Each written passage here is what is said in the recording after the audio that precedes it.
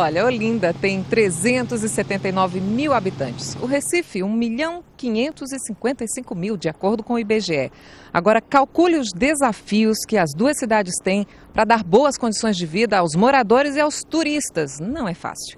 A gente convidou o arquiteto e consultor de empresas Francisco Cunha para fazer uma análise sobre esses dois municípios. Não tem nada a ver com o ponto de vista político, mas de um estudioso que pesquisa o desenvolvimento econômico das duas cidades. Muito obrigada pela participação do senhor com a gente.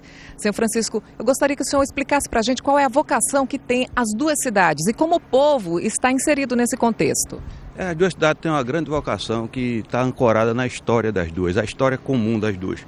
O Recife foi, durante quase 300 anos, o porto de Olinda, e Olinda foi a cidade mais rica do Hemisfério Sul durante muito tempo.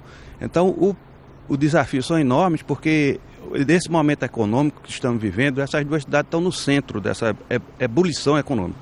Então, desafios grandes, mas também as oportunidades também. E temos que nos ancorar nessas oportunidades para poder melhorar o que precisa ser melhorado. E o que é que são essas oportunidades?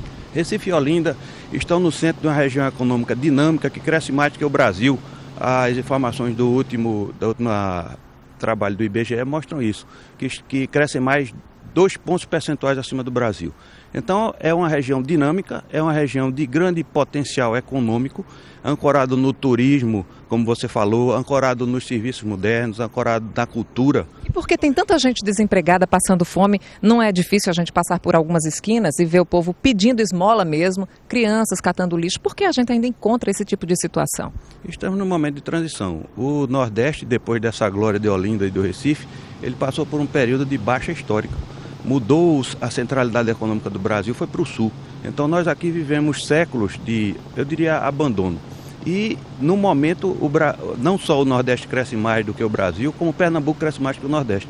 Então esse é o grande momento da grande oportunidade da virada, de transformar essas duas cidades naquilo que elas têm de grande potencial, de ser uma referência para o Brasil, não só para o Brasil, mas para o mundo, de economia criativa, de economia capaz de dar uma virada na situação econômica, mas não só na econômica, mas também social, como você falou, social e cultural, porque cultura, potencial e beleza, as duas têm de sobra. Mas o povo precisa ser resgatado para ser inserido nesse contexto de desenvolvimento econômico? Com certeza, essa é a parte do desafio.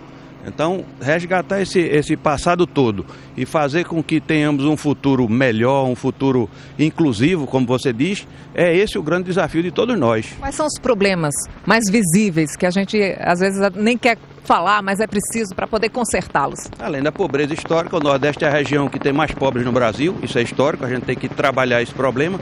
Nós temos hoje um problema decorrente desse surto novo de desenvolvimento e de crescimento econômico, que é o adensamento da cidade. A gente vê a quantidade de carros, a quantidade de pressão sobre a infraestrutura. Então essas duas cidades sofrem esse momento. Mas, como eu disse, é um momento de dificuldade e um momento de grande oportunidade. Pior seria se estivesse só a dificuldade. E o senhor está falando aí de oportunidades, daqui a pouquinho a gente está com a Copa das Confederações sediada aqui também em São Lourenço da Mata, mexendo com toda a região metropolitana e com o interior do estado também. Quais são as oportunidades que o senhor enxerga e os desafios que precisam ser vencidos imediatamente? A grande oportunidade que nós podemos aproveitar com essa Copa das Confederações, não só das Confederações, como a Copa do Mundo que vem em seguida, é justamente a melhoria na infraestrutura. Você pode ver que a cidade está cheia de obras e tanto o Recife quanto em parte Olinda e em parte... Chegando em São Lourenço? Chegando em São Lourenço, toda essa região tem sido objeto de um grande investimento em infraestrutura, que atrapalha a vida de todo mundo, mas ao mesmo tempo é aquela história, estamos trabalhando para melhorar a vida de todo mundo. Se podia dizer isso, Pernambuco está em obras e essa é a nossa grande oportunidade, de fato. A gente torce para que todo mundo fique bem, né, e que as cidades se desenvolvam de uma forma uniforme.